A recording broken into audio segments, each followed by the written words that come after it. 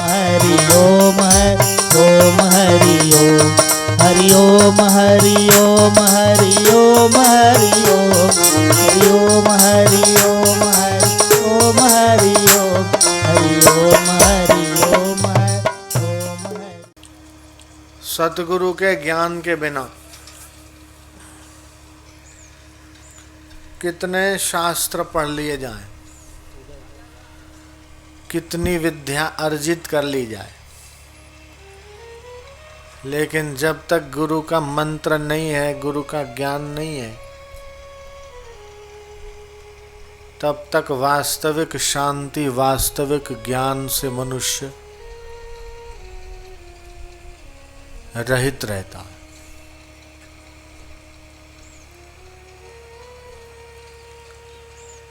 गुरु बिन ज्ञान न उपजे। वो आत्मा को परमात्मा से मिलाने वाला ज्ञान, वो सद्गुरु के बिना मिलना असंभव है, मुश्किल है।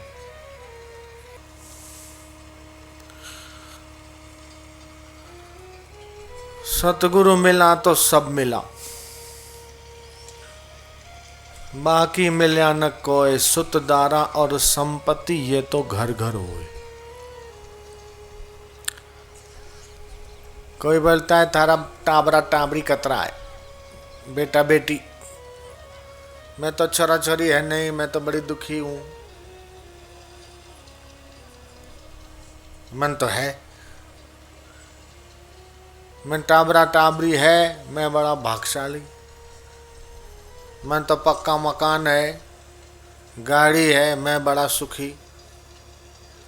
लेकिन तुलसीदास जी बोलते कि जो गलत काम करते हैं उनको भी पैसा होता है। डाका डालेंगे, चोरी करेंगे, पुलिस विभाग को कितनी मुश्किल पड़ती है वो तो वो ही जाने।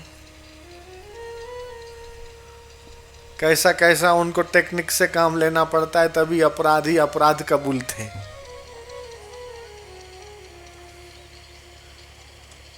खोटा काम करने वाले भी बाहर से तो बड़े साहूकार दिखते हैं।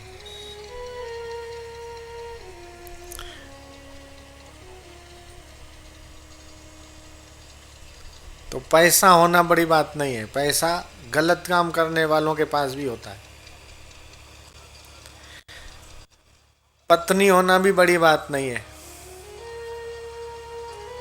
वो भी चोरों, डकैतों, अपराधियों के पास भी लुगाई होती है, बच्चे होते हैं। संत तुलसीदास जी महाराज बोलते हैं कि दो चीजें मुश्किल है, दुर्लभ है। वो कौन सी? बोले एक संत समागम और दूसरा भगवान की कथा। वो जिसके जीवन में है वो भाग्यशाली है।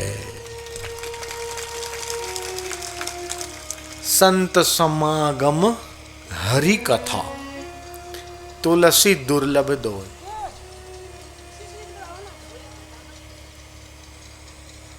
राम कथा होती है, वह हनुमान जी सुनने के लिए आ जाते।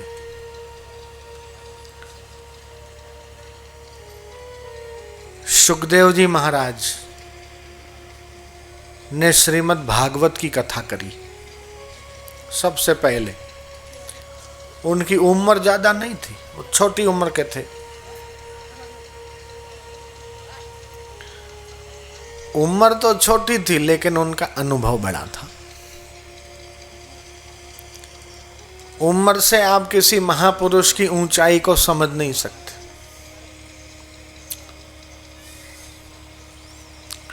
उम्र तो पेड़ों की भी होती है। ये जो इधर पत्थर दिखाई दे रहे हैं वो भी हजारों साल के हो गए। पेड़ों की भी उम्र है, पत्थरों की भी उम्र है।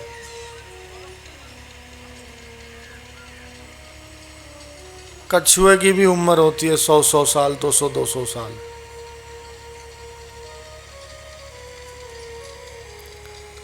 जो समझता है कि जिसकी उम्र जितनी बड़ी वो जितना बड़ा महान,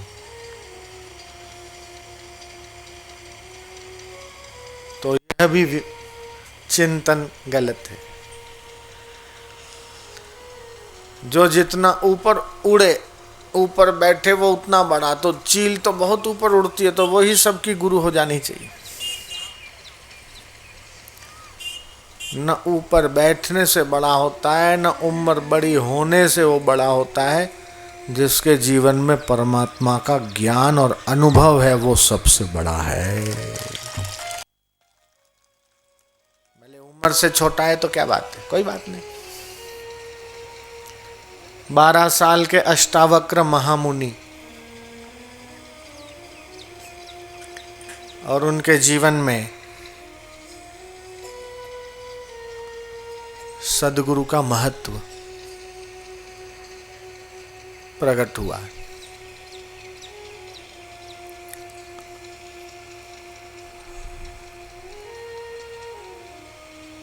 और उन्होंने गुरु बनाया अष्टावक्र मुनि को, छोटी उम्र वाले। ए गुरुजी, मुक्ति किसे बोलते? हे गुरुदेव, बंधन क्या है? हे गुरु महाराज, वो जिसके आगे हाथ जोड़ते हैं ना, उनसे बड़े तो उनके बेटे हैं। जिस गुरु के चरणों में हाथ जोड़ते हैं 12 साल के, उनकी उम्र से बड़े तो जनक के बेटे।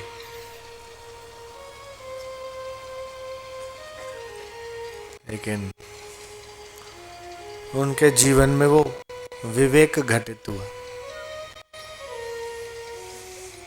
सुखदेव जी महाराज की उम्र क्या है? बहुत छोटा, अभी तो दाढ़ी मूछ भी नहीं फूटी। और इतने बड़े राजा परीक्षित, ऋषि मुनि जिनके बाल सफेद हो गए, कितने साल से तो तपस्या में रत है जंगल में। जब पता चला कि वो हरि चर्चा कर रहे, भागवत की कथा सुना रहे, कोई कंदराओं से, कोई गिरी से, कोई गुफा से, कोई अपना तपस्या के जगह से, आश्रम से आके उनके चरणों में बैठ गए।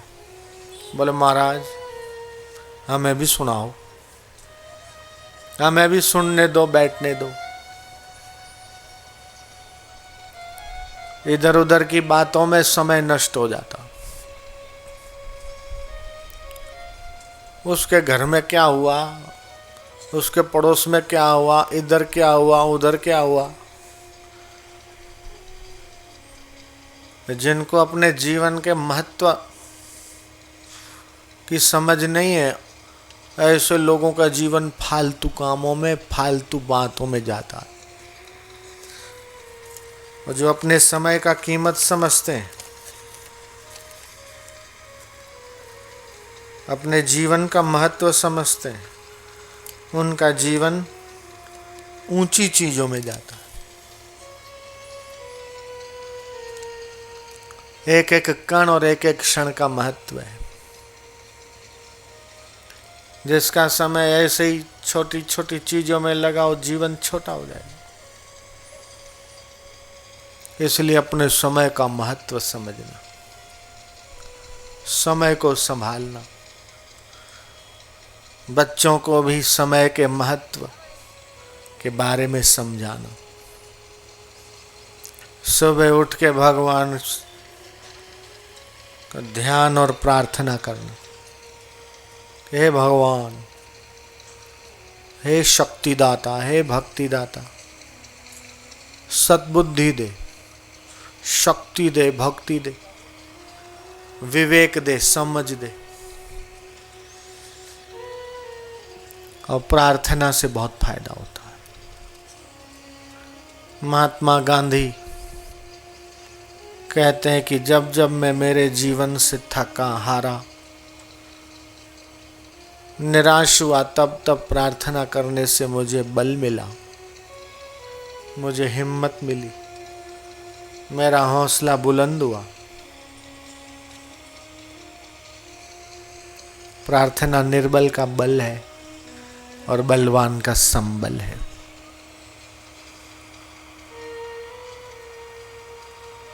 जो शरण गुरु की आया, यह लोक सुखी परलोक सुखी। अभी निवास पे भाई अनुभव बता रहे थे, 6 रुपए मासिक किराए पे। वो भाई कहाँ गए, अपना अनुभव सुनाएंगे। महीने का 6 रुपया। गुरु की ऐसी कृपा हुई, सूरत में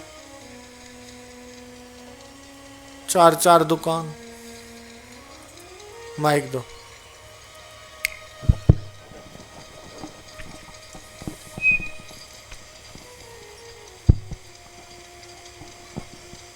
हरिओम जी। इसी केलवाड़े में 6 रुपये मंथली किराया दे के और यही केलवाड़े में पढ़ाई करते थे। और फिर सूरत गए, 250 रुपये की नौकरी की और 300 400 और सब गुरुदेव से दीक्षा ली। उसके बाद में गुरुदेव की ऐसी कृपा हुई कि आप सभी केलवाड़ा वाले जान रहे हैं, यहाँ भी अच्छा है और सूरत में भी बहुत ही बढ़िया है। जय गुरुदेव। दीक्षा लेने के बाद जीवन की दिशा बदल गई।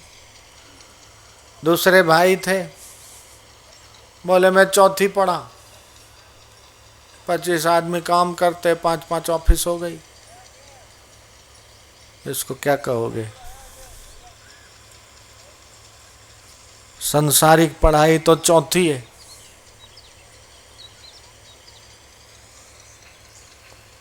लेकिन दीक्षा मिलने के बाद सफलता, तरक्की, धन संपदा, उनको जो जो चाहिए था उससे भी अधिक उनको मिलने लगा। गुरु कृपा सिर्फ इतना नहीं है कि तुम्हें आर्थिक फायदा कर दे। गुरु कृपा तो वो है जो भगवान को भी तुम्हारे दिल में प्रकट कर दे।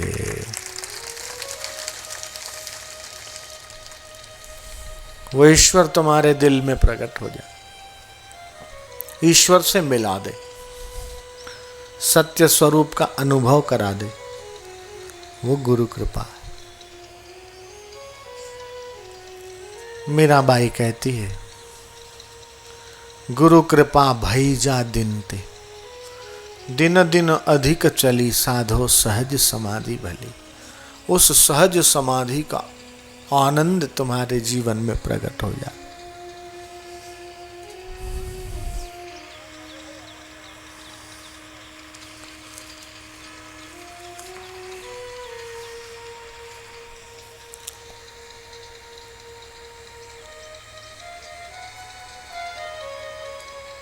बच्चा प्लास्टिक का आम चूसता है तब तक जब तक असली आम का स्वाद नहीं आया। असली आम मुंह पे रख दो, प्लास्टिक का आम छूट जाता है। ऐसे ही जीव सुख चाहता है, आनंद चाहता है, सुख आनंद चाहता है संसार की चीजों से, संसार के वस्तुओं व्यक्तियों से। एक बार भी उसको अगर अंदर का रस, अंदर का सुख मिल जाए, शाश्वत सुख मिल जाए, तो बाहर का सुख का महत्व कम हो जाता।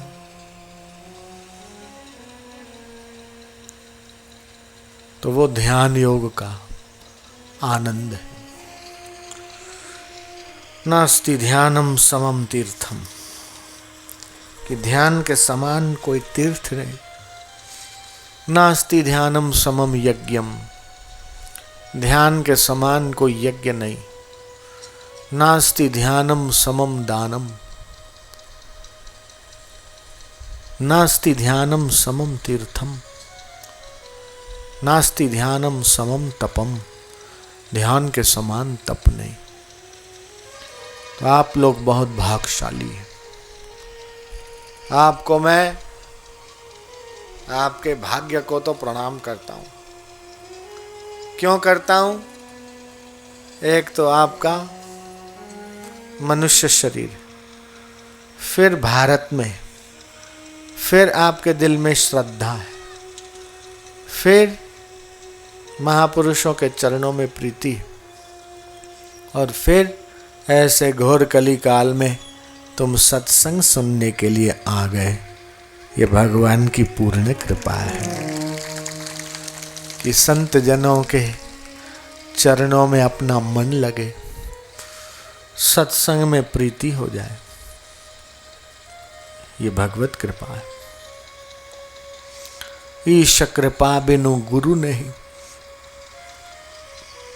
गुरु बिना नहीं ज्ञान, ज्ञान बिना आत्मा नहीं, गावहीं वेद पुराण।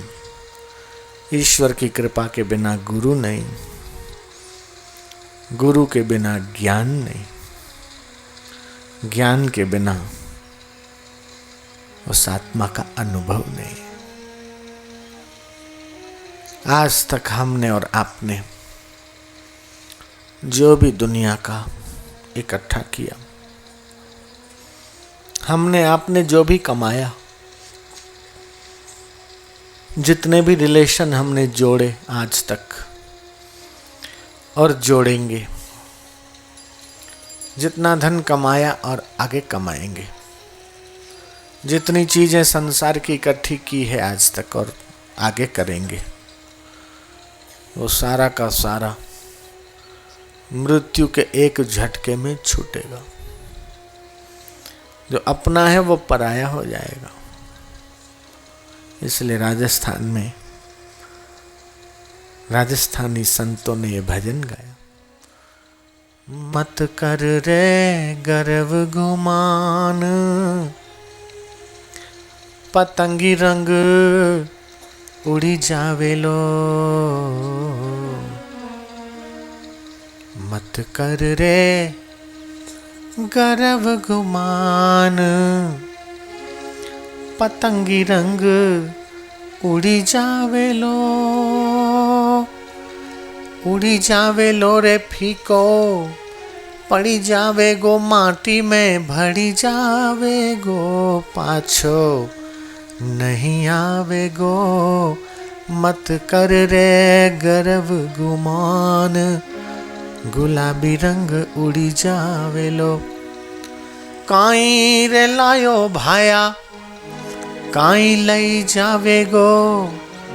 धन जो बन थारा, जोर जवानी अठे मेली जावे गो। पाछो नहीं आवे गो। मत कर रे गर्व गुमान, पतंगी रंग उड़ी जावेलो। तन मिला है, ये सुंदर तन भी सदा नहीं रहेगा, बुढ़ापे में झुर्रियां पड़ जाएगी। धन मिला है तो वो भी छूटेगा, कोई पद या सत्ता मिली है तो वो भी एक दिन छूटेगा।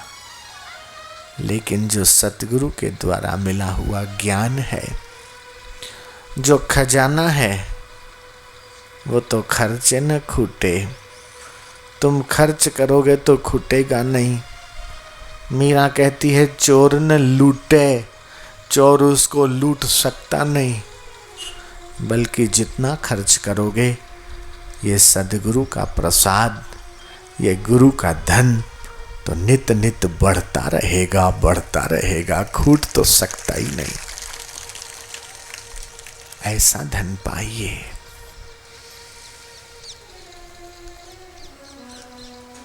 हम प्रार्थना करते हैं गुरु से, अपने इष्ट से, अपने भगवान से, अपने आचार्य से, ऐसा उठा दो कि फिर गिर न पाए, ऐसा जगा दो कि फिर सो न पाए। अपने को निष्काम प्रेमी बनाए, ऐसा समय फिर आए न आए। हमें ऐसा उठा दो, ऐसा उन्नत कर दो कि फिर संसार के लोभ में, मोह में, काम में, क्रोध में, हे गुरुवर हम गिर न पाए और हमें ऐसा जगा दो ज्ञान में कि फिर इस अज्ञान की नींद में सो न पाए। ये मेरा छोरा है, मेरी छोरी है, अरे भाई ये शरीर भी तेरा, अरे देवता ये शरीर तुम्हारा नहीं है, तुम्हारा होता तो तुम्हारे कहने में चलता। बाल कब सफेद हो जाते हैं पता नहीं, काले में से कब सफेद होना शुरू हुए पूछते भी नहीं, कब शरीर बीमार हो जाए पता नहीं, कब मृत्यु आ जाए पता नहीं। तो ये शरीर तुम्हारा नहीं है, मन भी तुम्हारा नहीं। कभी अच्छे विचार आ जाते, कभी बुरे विचार आ जाते, अच्छे संकल्प बुरे संकल्प आते रहते जाते रहते।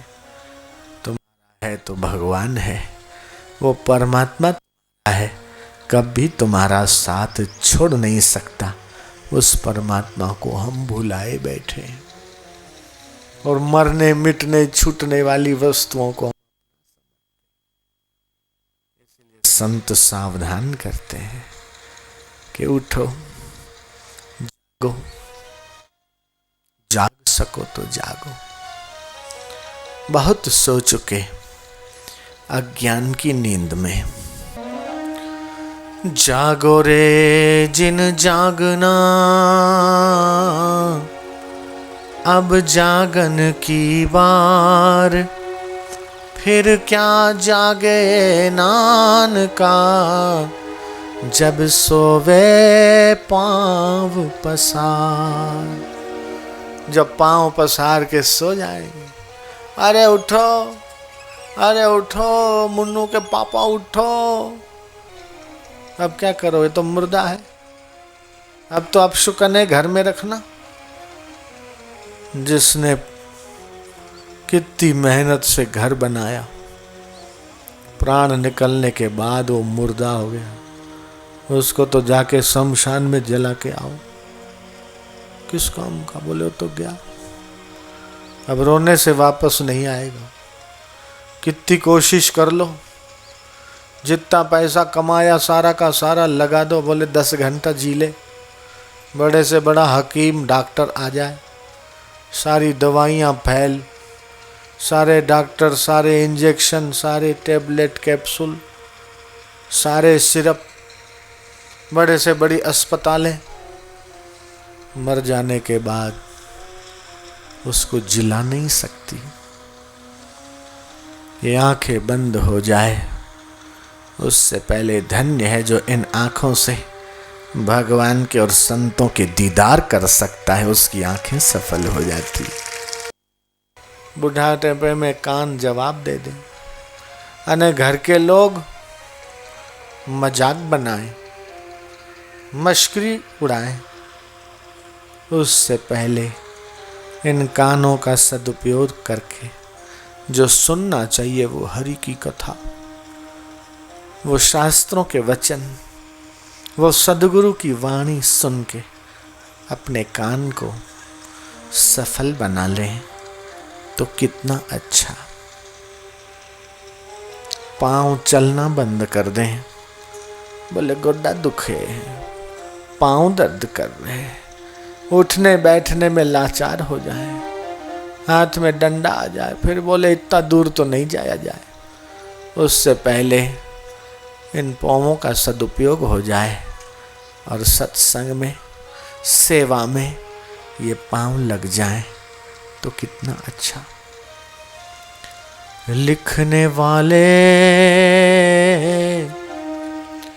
और लिखने वाले तू होके दीदार लिख दे, हरि का हेत लिख दे, पाँवों पे लिख दे जाना गुरु के द्वार, हाथों पे लिख दे सेवा गुरु की, कानों में शब्द झंकार लिख दे, लिखने वाले तू हो के दीदार लिख दे मेरे हृदय अंदर, सतगुरु का प्यार लिख दे। दिल में अपने इष्ट का, अपने गुरु का, भगवान का प्रेम जिसके जागृत हो गया। भगवान शंकर कहते हैं कि जिसके हृदय को भक्ति ने धन्य कर लिया, पावन कर लिया, ऐसा साधक, ऐसा संत, ऐसा भक्त, उसको जन्म देने वाली माता भी धन्य है। जिसने भक्त को पैदा किया, जिसके दिल में भक्ति है, ऐसे संतान को जन्म देने वाली माता की कोख पावन हुई। उसको जन्म देने वाला पिता भी धन्य हुआ, उसका कुल भी धन्य हुआ, वंश भी धन्य हुआ। कहाँ तक कहें, वो जहाँ कदम रख देता है वो धरती भी पावन हो जाती है। भक्ति की वो महिमा है। भक्ति करे कोई सूरमा, जाति वर्ण कुल खोए, कामी क्रोधी लालची, इनसे भक्ति न होए। भक्ति पदार्थ जगमा मोटू। तो यह भक्ति की शक्ति को आप जागृत करें, तो इसका पूरा पूरा फायदा लो। शुभ अवसर है तो यह है, जो चाहो लाभ उठाओ, यह व्यर्थ न जाने पाए, निज को निर्दोष बना। बोले बाबा सत्संग पल्ले नहीं पड़ता, आपकी बातें समझ में नहीं आती, ध्यान में बैठते हैं तो ध्यान नहीं लगता, इधर जाए उधर जाए, घर पे जाए, दुकान पे जाए, खेत पे जाए, ध्यान ही नहीं लगता। मैं उनसे कहता हूं, आपको तैरना नहीं आता तो आप कहां तैरने जाओगे? आपको तैरना नहीं आता तो क्या आप गद्दे पे तैरना सीखोगे? तैरना नहीं आता तो भी पानी है, और तैरना आता है तो भी पानी है। ऐसे ही मन नहीं लगता तो भी तुम ध्यान करो, और मन लगता है तो भी ध्यान करो। सत्संग की बात समझ में आती है तो भी सत्संग में बैठो, और समझ में नहीं आती तब भी सत्संग में बैठो तो समझ में आने लगेगी, बेड़ा पार होने लगेगा। गांव का बूढ़ा आदमी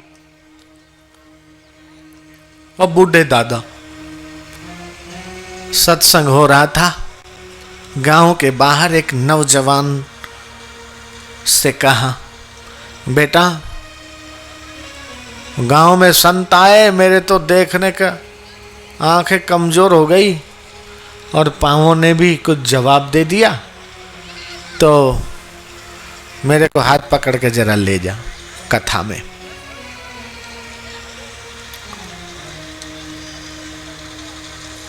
तो नौजवान पूछता है कि दादाजी आपको तो सुनता कम है। बोले हाँ बेटा, और पाँव में भी तकलीफ है, वो वहाँ भीड़ है, कोई धक्का मुक्की करके गिरा देगा तो। बोले नहीं बेटा ले जा, पीछे बैठूंगा।